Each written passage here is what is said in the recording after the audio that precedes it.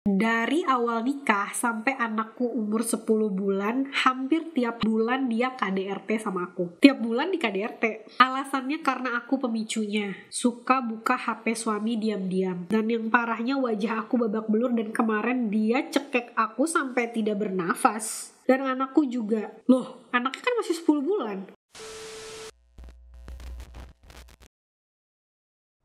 Assalamualaikum warahmatullahi wabarakatuh. Hai Bun, ketemu lagi sama aku Reviaralita. Gimana kabarnya? Semoga sehat walafiat terus ya walaupun dalam kondisi pandemi. Nah, jadi ceritanya beberapa bulan ini Instagram aku itu banyak banget masuk DM, mungkin hampir ratusan ya, dari bunda-bunda yang punya problem rumah tangga. Nah, di antara mereka itu ada yang minta solusi, ada yang sekedar share pengalamannya dan ngasih pelajaran buat kita-kita semua yang baca. Jadi kita bisa sharing juga nih di YouTube. Nah, nanti kalau misalkan Bunda punya tanggapan tentang sharing yang aku share di sini, silakan komen di bawah. Terus kalau Bunda pengen curhat atau pengen berbagi pengalaman, silakan DM ke Instagram aku. Nah, hari ini temanya agak berat nih. KDRT. Aku tuh sebenarnya agak berat ya Bun buat ngangkat tema KDRT karena menurutku KDRT itu adalah perbuatan laki-laki yang tidak berakhlak. Jadi menurutku ya kejadian kayak gitu tuh bakalan jarang banget kita temuin di dalam kehidupan kita sehari-hari. Ternyata perkiraan aku itu salah. Banyak juga loh suami-suami itu yang sudahlah KDRT selingkuh juga gitu loh. Kasian deh bunda-bundanya. Jadi akhirnya karena banyak yang minta untuk diangkat tema KDRT, aku angkatlah tema KDRT ini. Awalnya di Instagram dan sekarang aku bakal angkat tema ini di YouTube. Aku bakal bacain dulu ya curhatan bundanya. Kak, aku bingung dan galau. Aku sudah baca postingan kakak tapi belum nemu soal KDRT-nya. Di highlight story aku itu banyak tuh curhatan-curhatan bunda. Ada yang 1-7, akhirnya selanjutnya tuh aku bikin kayak tema-tema gitu. Memang belum ada khusus ngebahas tentang KDRT. Suami aku ini dari pernikahan pertamanya juga sudah KDRT. Dan kami sama-sama menikah untuk kedua kalinya. Berarti ini pernikahan kedua mbaknya dan suaminya juga ya. Dari awal nikah sampai anakku umur 10 bulan, hampir tiap bulan dia KDRT sama aku. Tiap bulan di KDRT. Oke, kita lanjutin dulu. Alasannya karena aku pemicunya. Suka buka HP suami diam-diam. Dan yang parahnya wajah aku babak belur dan kemarin dia cekek aku sampai tidak bernafas. Wah, ini keterlaluan sih ya. Dan anakku juga. Loh, anaknya kan masih 10 bulan. Dalam kurung nih, walaupun tidak kuat seperti dia, cekik aku. Ya Allah Bun, kalau udah cekek anak bayi itu keterlaluan banget. Dan dia ngancem aku pakai gunting agar aku mau denger alasan dia. Terus mbaknya bilang dulunya dia pemakai narkoba kak. Tapi sekarang katanya udah nggak lagi. Aku bingung harus bertahan atau bagaimana. Aku malu harus jadi janda lagi. Dulu suami pertamaku selingkuh. Dan sekarang udah punya istri lagi. Aku minta saran kak, aku harus ngambil sikap apa. Dan seperti yang kakak tulis di atas, jadi aku bikin postingan gitu di Instagram. Kalau orang yang KDRT itu biasanya dia bakalan KDRT lagi, habis itu dia bakal minta maaf, nyesel-nyesel gitu. Terus akhirnya hati istrinya luluh. Nah sama nih, mbaknya bilang seperti yang kakak tulis di atas, setiap kali habis mukulin aku, pasti dia nyesel, habis itu nangis minta maaf tuh kan, sama. Terus aku bilang, mbaknya udah tahu belum dia cerai? Karena KDRT kenapa pengen nikah sama dia gitu. Terus mbaknya bilang, aku taunya dia cerai sama istri pertamanya itu karena KDRT pas aku udah nikah. Oh, jadi udah terlanjur nikah dulu baru dia tahu kalau kemarin itu suaminya cerai karena KDRT. Aku pikir aku bisa merubah dia. Wah, amazing. Nggak ada yang bisa merubah orang, mbak. Ternyata tidak, mbak. Karena ayahnya dulu KDRT ke ibunya. Apa mungkin itu menjadi turun ke anaknya? Sangat mungkin. Aku malu karena sudah gagal 2 kali menikah. Aku takut dibilang cewek yang gimana-gimana, mbak. Karena nggak bisa mempertahankan rumah tangganya sendiri. Anakku yang 10 bulan sempat dicekek sama ayahnya. Tangannya sudah ke leher anakku. Astagfirullah. Alasannya dia lakukan itu karena aku nggak mau denger alasan dia. Walaupun nggak sempat cekek kenceng. Tapi itu udah bahaya, mbak. Tangannya sampai ke leher anakku. Kalau aja ada setan lewat kan bahaya. Jadi ini anaknya sama anak si suaminya yang ini. Terus mbaknya bilang, aku masih sayang sama dia. Bodohnya aku sudah disakiti begini tetap aja sayang. Bucin ini mama. Mungkin teman-teman yang lain ada yang sama kayak aku nggak pengalamannya. Dia kekurangannya itu ya KDRT, tapi kelebihannya ada juga. Nah, karena kebaikan-kebaikan dia ini yang buat aku sayang. Orang tua aku aja bisa sayang sama dia. Walaupun mungkin itu hanya untuk memanipulasi keadaan. Lah, ini mbaknya tahu kalau suaminya pengen memanipulasi keadaan dengan berbuat baik. Lanjut ya. Cerita tentang KDRT lagi nih. Kak, kenalkan aku namanya ini seorang ibu dari bayi perempuan berumur 9 bulan dan aku kerja di pelayanan kesehatan swasta. Aku juga dari kesehatan. Kak, aku minta solusi dong. Suatu malam aku dan suamiku bertengkar karena awalnya suamiku minta dibalsem badannya karena aku menolak karena udah malam. Terus aku ngantuk karena sambil netein bayi. Netein itu maksudnya nenenin bayi ya bun. Karena hal itu suami saya marah dan menampar saya 2 kali. Wah, parah banget. Dia juga mengolesi wajah dan mulutku dengan balsem. Astagfirullahaladzim. Lalu mengusir saya dari kontrakan saya, dibiarkan di luar, padahal itu udah jam 1 malam. Wah, ini sih keterlaluan banget. Sampai saat ini jiwaku gak stabil, trauma, rasa pasrah, gak bersemangat. Cara terbaik saya menanggapi kejadian seperti ini bagaimana ya kak? Ya udah, kita lanjutin dulu ya, baca yang lain. Ada lagi nih. Assalamualaikum mbak, saya udah dikaruniai anak 1. Pernikahan kami sudah 2 tahun. Lagi pusing sekali nih mikirin masalah ini. Suami saya lagi gak ada kerja. Setiap pagi saya bangunin tetapi dia selalu memaki-maki saya. Saya suruh cari kerjaan di luar, dia marah-marah. Setiap hari gitu terus. Terus dia kasar mbak, sering KDRT. Yang saya pikirin cuman anak saya mbak, yang selalu lihat pertengkaran kami. Suami punya toko mbak, tapi kalau toko diisi barang selalu habis. Orang tua saya juga pernah pinjamkan modal, barangnya habis, uangnya tidak dikembalikan. Ini mah dimakan sendiri mbak. Saya sudah beberapa kali juga isi barang tokonya tapi tetap begitu. Dia sudah tidak punya apa-apa. Saya suruh kerja dia marah-marah. Pokoknya dia cuma mau jaga toko dia, sedangkan tokonya nggak ada yang bisa dijual lagi mbak. Dia suruh saya jual emas saya. Wah jangan nih mbak. Atau ada tabungan anak untuk isi tokonya lagi. Tapi saya takut mbak nanti kosong lagi. Dia bilang saya pelit. Memang nggak usah dikasih mbak. Menurut mbak gimana ya? Saya udah gak tahan mbak dengan perlakuannya, tapi saya tidak bekerja. Saya bingung. Oke, jadi ini ada beberapa perlakuan suami terhadap istrinya yang udah termasuk KDRT nih. Marah-marah, maki-maki, itu juga termasuk KDRT tapi nggak fisik ya. Tapi yang lebih parah ini fisik. Tapi sebenarnya dua-duanya sama-sama jahat. Sebenarnya aku udah banyak baca cerita-cerita tentang KDRT ini dan aku menyimpulkan bahwa suami yang KDRT ini terdiri dari 2 tipe mbak. Tipe yang pertama adalah suami yang kalau misalkan dia KDRT, terus dia udah sadar, emosinya udah reda, udah nggak emosi lagi, udah nggak marah-marah lagi. Kalau diajakin ngomong, dia tuh sadar kalau apa yang dia lakukan itu salah. Itu tipe yang pertama. Terus tipe yang kedua adalah kalau misalkan habis marah-marah, udah reda tuh emosinya, kalau kita ungkit masalah dia marah tadi, dia nggak mau diungkit sama sekali dan dia tidak mau mengakui kalau perbuatannya itu salah. Itu yang tipe 2. Nah, jadi sebenarnya kalau bunda bisa menilai ya, nilailah suaminya. Suaminya bunda ini KDRT tipe pertama apa tipe kedua? Kalau misalkan tipe yang pertama, berarti bunda masih punya harapan nih terhadap suami yang seperti ini. Jadi kalau misalkan dia udah normal, kondisi lagi baik, kita ngomong baik-baik, coba tanya sama dia tahu gak sih sebenarnya perbuatan dia itu salah. Kalau misalkan tahu perbuatan dia itu salah, dia mau gak sih diajak untuk berobat? Ya kan, terserah lah, mau ke psikiater, mau ke psikolog, atau mau ke ustadz biar dia bisa memperdalam ilmu agamanya. Yang penting dia bertekad untuk berobat. Jadi dia sadar kalau dia itu nggak bisa mengontrol emosinya, dan emosinya ini bisa membahayakan istri dan anaknya. Kalau dia menyadari keadaan ini, dampingi suami yang seperti ini, temani dia sampai sembuh, semangati dia, support dia. Nah, kalau untuk suami KDRT tipe 2 yang dia nggak mau ngaku kalau perbuatan dia itu salah, terus kalau kita bahas masalah dia emosional, dia mengalihkan cerita ke yang lain-lain, berarti ini dia udah nggak mau merubah dirinya lagi bun. Ini udah saatnya bunda give up aja udah. Jangan bucin, bahaya.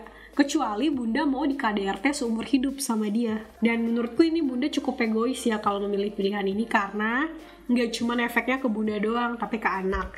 Di sini banyak banget cerita KDRT yang bilang kalau dulu para suaminya ini melihat ibunya juga di KDRT sama bapaknya.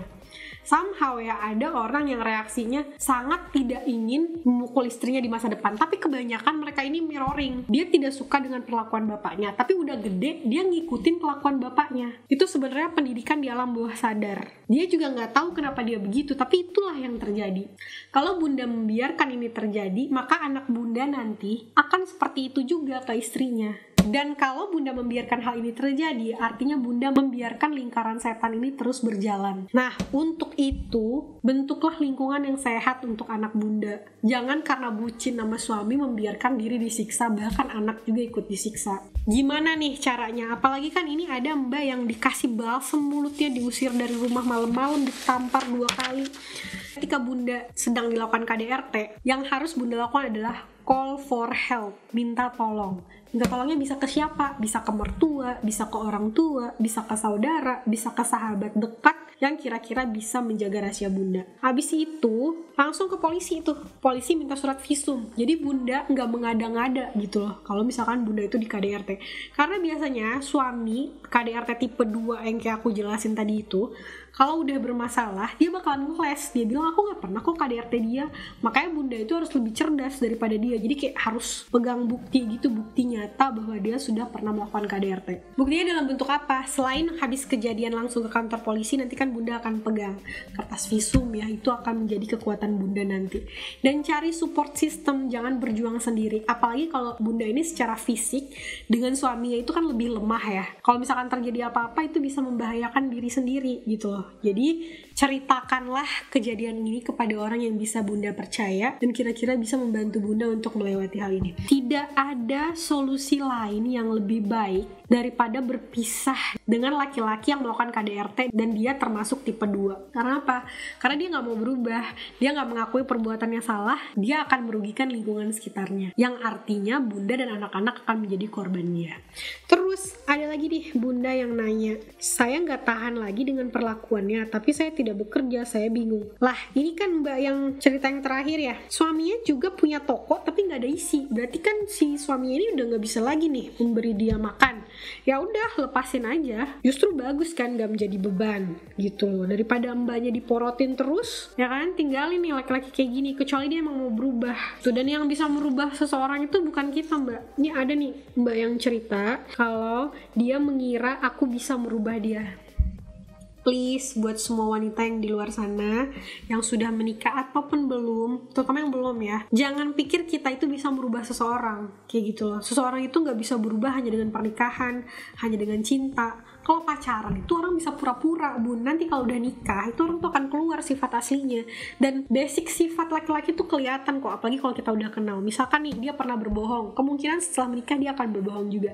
Dia pernah berselingkuh, kemungkinan setelah menikah dia akan selingkuh juga. Jadi kalau bunda-bunda bermimpi dia akan berubah, ya menurutku turunkan ekspektasinya, karena ada resiko dia tidak berubah kalau bunda tetap memilih dia. Jadi kalau dia udah pernah selingkuh sebelumnya, ya kalau misalkan dia selingkuh lagi kan udah ketahuan kayak gitu. Jadi itu adalah resiko. Jadi baik-baik memilih pasangan. Nah, untuk perempuan-perempuan yang di KDRT oleh suaminya, aku pengen ngasih pesan aja buat kalian semua. Kalian itu hebat, kalian itu kuat kalau kalian mau. Oleh sebab itu, speak up lah. Call for help, minta tolong ke mertua, ke orang tua, ke saudara. Jangan diem-diem aja. Memang ada masalah rumah tangga itu yang tidak boleh diumbar, tapi ada masalah-masalah tertentu yang harus kita omongin ke keluarga agar kita sama-sama mengontrol suami kita ini gitu loh. Kalau misalkan dia KDRT, kalau mertua tahu, kalau orang tua kita tahu, paling enggak tuh kita tuh bisa dilindungi sama mereka. Kalau misalkan kita nggak bilang, kalau misalkan kita mati nih kena KDRT, orang bilangnya itu jatuh dari tangga. Siapa yang bisa nyelamatin kita? Siapa yang bisa memperjuangkan kita ketika kita sudah meninggal? Kalau kita nggak pernah cerita sama orang lain. Jadi please jangan takut, speak up aja. Kecuali bundanya cinta banget sama suaminya dan rela untuk di KDRT seumur hidup. Tapi menurutku itu nggak worth it sih. Masih banyak laki-laki di luar sana yang baik, yang tidak KDRT, yang tidak selingkuh. Jadi sayangilah diri bunda sendiri. Nah, aku udah bahas juga tentang KDRT ini di Instagram. Terus aku punya beberapa bunda yang sharing.